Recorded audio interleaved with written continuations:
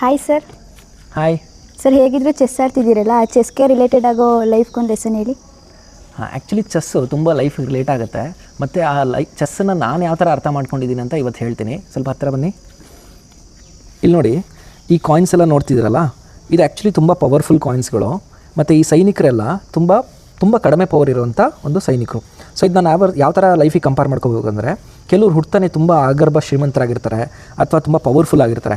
So ಅದೆಲ್ಲ ಇವ್ರಿಗೆ ಇರುವಂಥ ಕ್ವಾಲಿಟೀಸ್. ಯಾಕಂದರೆ ಇವರು ಮನ್ಸು ಮಾಡಿದ್ರೆ ಒಂದೇ ಸ್ಟೆಪ್ಪಲ್ಲಿ ಎಲ್ಲಿ ಬೇಕಾದರೂ ಹೋಗ್ಬೋದು. ಆದರೆ ಈ ಸೈನಿಕರು ಒಂಥರ ನಮ್ಮ ಮಿಡಲ್ ಕ್ಲಾಸ್ ಲೈಫು ಅಥವಾ ಲೋವರ್ ಮಿಡಲ್ ಕ್ಲಾಸ್ ಲೈಫಲ್ಲಿ ಹುಟ್ಟಿರೋ ಥರ ಇವರಿಗೆ ತುಂಬ ಪವರ್ಗಳು ಕಡಿಮೆ ಇರುತ್ತೆ. ಕೇವಲ ಒಂದೇ ಹೆಜ್ಜೆ ಅಥವಾ 2 ಹೆಜ್ಜೆ ಇಡ್ಬೋದು. ಸರ್, ಹಾಗಾದರೆ ಮಿಡಲ್ ಕ್ಲಾಸಲ್ಲಿ ಹುಟ್ಟಿರೋ ಮಕ್ಕಳು ಕೊನೆ ತನಕ ಪವರ್ ಸಿಗಲ್ವಾ? ಅವ್ರು ಕೊನೆ ತನಕ ಹಾಗೆ ಹೊಡಿತಾರಾ? ಹಾಗೇನಿಲ್ಲ, ಬನ್ನಿ. ಸೊ ಈಗ ಮಿಡಲ್ ಕ್ಲಾಸ್ನವರು ತುಂಬ ಪವರ್ಫುಲ್ ಇರಲ್ಲ. ಆದರೆ ಅವರು ತುಂಬ ಕಷ್ಟಪಟ್ಟು ಹಾರ್ಡ್ ವರ್ಕಿಂಗ್ ಮಾಡಿ ಡೆಡಿಕೇಶನ್ ಇಟ್ಕೊಂಡು ಕನ್ಸಿಸ್ಟೆನ್ಸಿಯಿಂದ ಒಂದೊಂದು ಹೆಜ್ಜೆ ಮುಂದೆ ಹೋಗ್ತಾ ಈ ಏಮನ್ನು ರೀಚ್ ಆದರೆ ಸೊ ಅವರು ಪವರ್ ಸಿಗುತ್ತೆ. ಅವ್ರಿಗೆ ಸ್ವ್ಯಾಪ್ ಮಾಡ್ಕೋಬೋದು, ಅವರಿಗೆ ಈ ಥರ ಪವರ್ ಸಿಗುತ್ತೆ. ಸೊ ಅವರು ಕೂಡ ಮುಂದೆ ಲೈಫ್ ಒಳಗೆ ಮುಂದೆ ಬರ್ಬೋದು.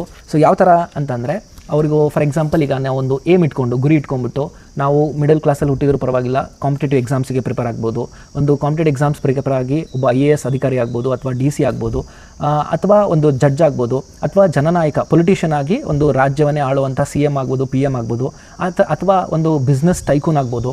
ಈ ಥರ ಒಂದು ಸ್ಪೋರ್ಟ್ಸಲ್ಲಿ ಕೂಡ ಕಷ್ಟಪಟ್ಟು ಹಾರ್ಡ್ ವರ್ಕಿಂಗ್ ಮಾಡಿ ಒಂದು ಒಲಿಂಪಿಕ್ಕಲ್ಲಿ ಗೋಲ್ಡ್ ಮೆಡಲು ಕೂಡ ತಂದುಕೊಂಡು ಒಂದು ಪವರ್ಫುಲ್ ವ್ಯಕ್ತಿಯಾಗಿ ಬದುಕ್ಬೋದು. ಹಾಗೆ ಒಟ್ಟು ಕಷ್ಟಪಡಬೇಕಷ್ಟೇ. ಹುಡ್ತಾನೆ ಯಾರೂ ಶ್ರೀಮಂತ ಹುಟ್ಟಿರಲ್ಲ ಅಥವಾ ಪವರ್ಫುಲ್ ಆಗಿ ಹುಟ್ಟಿರಲ್ಲ.